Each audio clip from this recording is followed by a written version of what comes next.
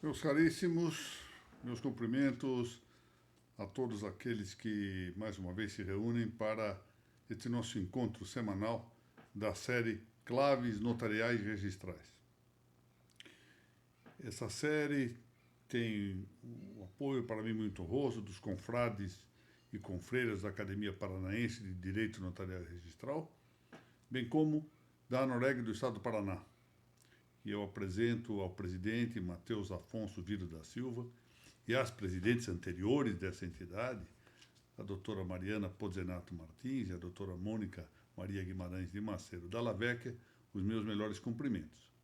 Justifica-se essa extensão dos cumprimentos, porque tanto a doutora Mariana quanto a doutora Mônica foram as responsáveis, a última pela instauração da nossa série, e a doutora Mariana por mantê-la, levando esses nossos pequenos estudos para a nutrição, um tanto da nutrição da doutrina paranaense das notas e dos registros. Hoje pode falar-se numa escola notarial e registral do Paraná, com projeção em todo o território brasileiro. Felizmente, o Paraná merece. Pois bem, nós estamos aqui tratando das fontes do direito notarial e registral na sua 39ª parte, cuidando aqui do tema da jurisprudência. Nós vimos nas apresentações, nas exposições anteriores, que essa palavra, esse vocábulo jurisprudência, possui uma amplíssima compreensão e realmente se aplica a muitas realidades que outrora não eram indicadas, assinaladas por esse vocábulo jurisprudência. Então, o que nós estamos vendo entre nós aqui é realmente essa largueza do vernáculo jurisprudência e aqui examinando, especialmente nesta nossa explanação, começamos a fazer isso, o seu influxo como fonte de direito notarial e registral. Então, vamos destacar alguns pontos, que a matéria é muito vasta. O primeiro ponto de que nós vamos tratar hoje é considerar que, além da influência própria da auctoritas, ou seja, da autoridade dos julgados pelos tribunais, porque os tribunais possuem, pela sua própria história, pela sua tradição, pela qualidade, muitas vezes, de seus magistrados, aqueles que integram os tribunais, possuem uma autoridade, ou seja, um saber socialmente reconhecido. Em geral é assim, pode falhar. Há casos em que o tribunal não detém essa consideração social.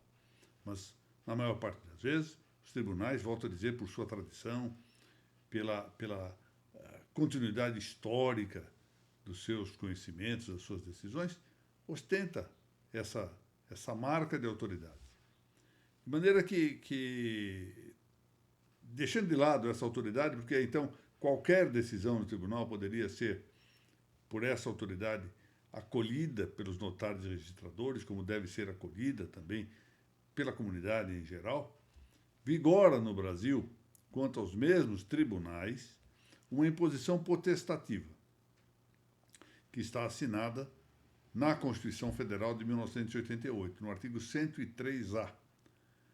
Porque lá está dito que o Supremo Tribunal Federal poderá, de ofício ou por meio de provocação, e isso mediante decisão de 2/3 de seus membros, e após reiteradas decisões sobre matéria constitucional, assim está previsto na nossa Constituição, aprovar súmula, chamada súmula vinculante, que exatamente a partir de sua publicação tem essa eficácia vinculativa, essa eficácia ou efeito vinculante. E aqui diz a lei, em relação aos demais órgãos do Poder Judiciário e à administração pública e indireta. Aqui, em todas as esferas, ou seja, esfera federal, esfera estadual, esfera municipal. Bom, então temos aqui uma previsão que já não é da auctoritas. Ela, se vier junto, melhor. Se o tribunal tiver autoridade, e o Supremo Tribunal Federal tem uma larga história, então vem calcado o seu julgado, tanto na sua auctoritas, quanto, agora, também na forma do artigo 103A da Constituição, na sua potestas. Ou seja, ainda quando, suponhamos assim, conjecturalmente, falte a auctoritas de uma corte para impor esse julgamento, ele impõe em caráter obrigatório por força da sua potestade. E mais ou menos na mesma linha, agora de maneira mais ampliada, o Código de Processo Civil, que é preciso dizer o seguinte, já vinha antecipada essa consideração que eu vou fazer agora, que está no artigo 927 do Código de Processo Civil, da ideia do costume interpretativo, que se assinalava no artigo 926, para exatamente prestigiar a normalidade, a estabilidade das decisões dos tribunais, evitar aquilo que é o chamado tribunal lotérico, na expressão de Alain Perrefit. Falava no tribunal loteria.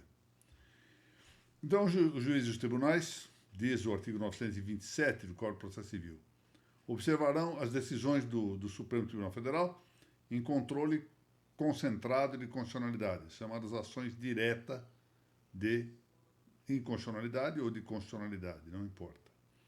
Os enunciados de súmula vinculante, como já vimos, os acórdãos em incidente de assunção de competência ou de resolução de demandas repetitivas ou em julgamentos de recursos especial e extraordinário repetitivos, os enunciados de súmula do Supremo Tribunal Federal em matéria constitucional e do Superior Tribunal de Justiça em matéria infraconstitucional, agora já não será propriamente ou necessariamente os enunciados de súmulas vinculantes, mas também as chamadas súmulas persuasivas. Não são vinculantes, mas são para persuadir. E aqui, portanto, estava calcada na autoridade, e agora passa a calcar-se também em um preceito de natureza infraconstitucional, mas está na lei. E, finalmente, a orientação do plenário do órgão especial aos quais esses juízes estiverem vinculados. Uma norma bastante ampla, essa do item do inciso 5º do artigo 927 do Código de Processo Civil. Não vamos ter ocasião aqui de comentá-la, mas fica aqui observada a amplitude dessa norma. Bom, por evidente, uma coisa é observar a autoridade dos tribunais. Como eu disse, tribunais possuem auctoritas, ou seja, um saber socialmente reconhecido. Ora, outra, diversamente, é submeter-se à potestade dos mesmos tribunais. Ou seja, uma coisa, eu vou observar porque eu acho que a autoridade dos tribunais aqui se impõe, a matéria é controversa, eu próprio tinha uma ideia diferente, mas como o tribunal tem muita autoridade, eu vou acatar essa orientação do tribunal. Outra diz o seguinte, olha, goste ou não goste, eu tenho que cumprir porque isso é imposto potestativamente. Então são coisas diversas que nós temos que distinguir. A auctoritas e, de outro lado, a potestas. Então não nos esqueçamos, mais uma vez vamos frisar isso, em linha de princípio, da conveniência de observância das súmulas persuasórias. E agora, já constante em todo caso, de uma norma infraconstitucional, de uma regra infraconstitucional, como a do artigo 927 do Código de Processo Civil. Bom, já não se trata, pois, das súmulas vinculantes. E é um acolhimento calcado especialmente já na auctoritas, embora já também, diante da posição adotada no Código de Processo Civil, em uma certa potestatividade judiciária. Bom, agora, quais são os problemas que podem avistar-se de tudo isso? Considere-se que no plano estritamente potestativo, as previsões do artigo 103A da Constituição Federal Brasileira de 1988 e do artigo 927 do nosso Código de Processo Civil destinam-se expressamente aos juízes e tribunais, com a ressalva de que as súmulas vinculantes, na forma da Constituição, também se dirigem à administração pública direta e indireta. Então, qual é a questão que logo se insinua, e por evidente? Essas previsões, pergunta-se, seriam todas compulsórias para os notários e registradores? Ou elas só se dirigem aos juízes e tribunais? No limite, quando menos as súmulas vinculantes seriam obrigatórias para os notários e registradores, na medida em que as notas dos registros pudessem acomodar-se na categoria da administração pública direta e indireta? Esse é o ponto a considerar. E penso que a matéria é complexa e não temos um debate ainda bastante esclarecedor acerca desse tema. Reitero-se aqui o seguinte: não estou a falar da acolhida obsequiosa dos julgados com amparo na autoridade dos tribunais. Isso sempre nós devemos considerar, acolher a autoridade dos tribunais. Mas aqui, diversamente, o que estamos referindo é o acatamento obrigatório, compulsório, com apoio nos mencionados dispositivos, constitucional e legal. Ora, isso tem importância porque a controvérsia não é acadêmica, não é apenas teórica, ela tem uma ressonância prática. E uma ressonância prática que pode ter mesmo natureza disciplinar. Porque imaginemos que algum órgão correcional possa entender que a não observância, por exemplo, de uma súmula persuasória, possa implicar em uma punição para o notário registrador.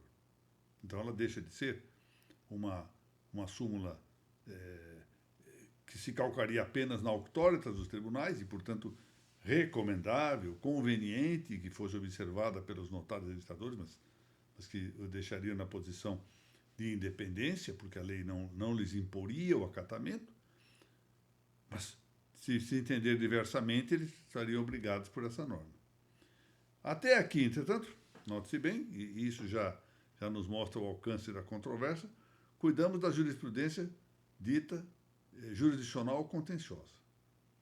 O que nós temos de ver agora, vamos examinar, na próxima exposição vamos começar a tratar do assunto, é o tema da jurisprudência que se diz administrativa, porque, de algum modo, essa jurisprudência administrativa vai refletir algo sobre a orientação a adotar quanto à jurisprudência contenciosa.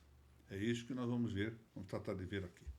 Eu quero, mais uma vez, agradecer a todos aqueles que participam desta nossa série, Claves Notariais e Registrais, em particular agradecer a Noreg do Paraná, o presidente Matheus Afonso Vido da Silva, as demais presidentes que eu já mencionei ao início da nossa exposição, bem como aos meus confrades e confreiras da Academia Paranaense de Direito Notarial e Registral.